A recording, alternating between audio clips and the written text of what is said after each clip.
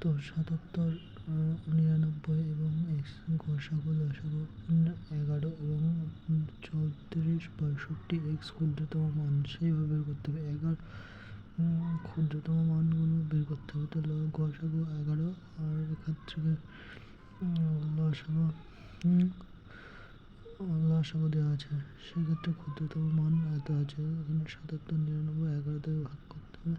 ভাগ করার পর ১১টা নিতে হবে, ৭ নিতে হবে, নতুন এক্সের মনে হচ্ছে গসাগু ১১ ইন্টু এক্স, আর কাটাকাটি করতে হবে। কাটাকাটি করে দেখতে হবে ১১ দিয়ে কাটলে হচ্ছে ৩ আমার ৩৩ ইন্টু ১ থাকছে ১ লিখতে হবে। তারপরে লিখতে হবে ৫ থাকছে ৫ ১১ ৫। এবার কাটলে হচ্ছে ৪ ৭ ২৮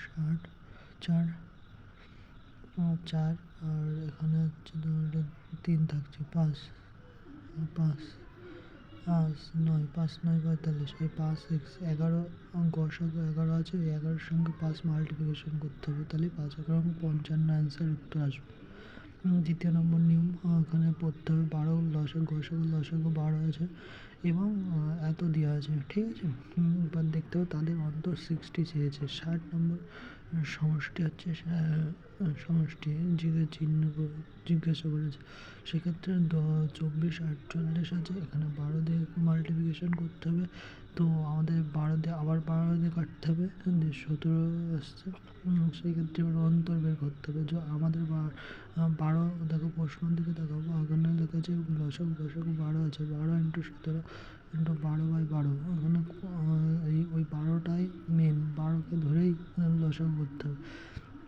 ১২ ইন্টু ১৭ করলে হচ্ছে তোমার ২০৪, আর এখানে ১২ ১২ ১৪৪, আর ১৪৪, আর এখানে দেখতে হবে এবার দেখতে হবে ৬০ চেয়েছে, ৬০ হবে নাকি, ঠিক আছে। ৬০ হচ্ছে নাকি, ৬০ হয়ে যাবে আমরা দেখলাম। তো সেই ক্ষেত্রে এবার চেয়েছে দুটি সংখ্যার সমষ্টি কত হবে, সেই দুটি সংখ্যার সমষ্টি কত, সেই দুটি সংখ্যার সমষ্টি হবে ৩৪৮ অ্যান্সার।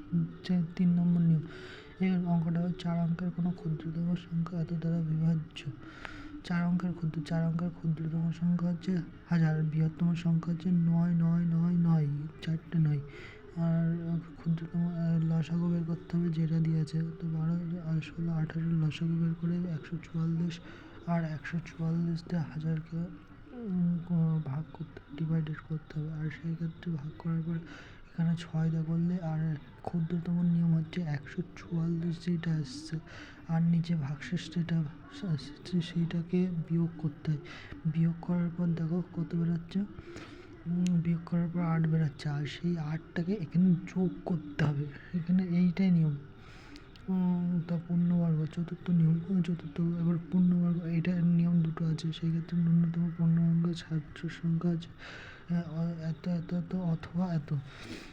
তো সবকটাকেই অথবা যাই থাকুক তোমার লসাগু বের করতে হবে। লসাগু তো পূর্ণবর্গ চাইছে, লাইনের পূর্ণবর্গ সাধারণ যেভাবে, এখানে আরেকটা সংখ্যা লসাগু বের করলাম ২ আর ৩ আছে, আর ২ আর ৩কে আরেকটাভাবে নিতে হবে, নেওয়ার পরে আরেকটা নিতে হবে, তাহলে উত্তর ৯০০ আসবে, ঠিক আছে। ৯০০ আসছে, ২ আর ৩ এক্সট্রা নিতে হবে ২ আর ৩ সমান করার জন্য।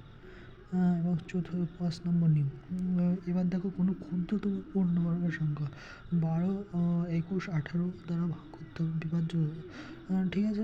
১২ ২১ ১৮ এত দ্বারা বিভাজ্য। ১২ ২১ লসাগু বের করলাম, লসাগু সবই বেশ সমান আছে, কিন্তু ৭টাই নেই শুধু, সেক্ষেত্রে ৭ নেই বলে ৭টা এক্সট্রা নিতে হবে। আর ২ এর স্কোয়ার ৩ এর স্কোয়ার ৭ এর স্কোয়ার করে এখানে করলে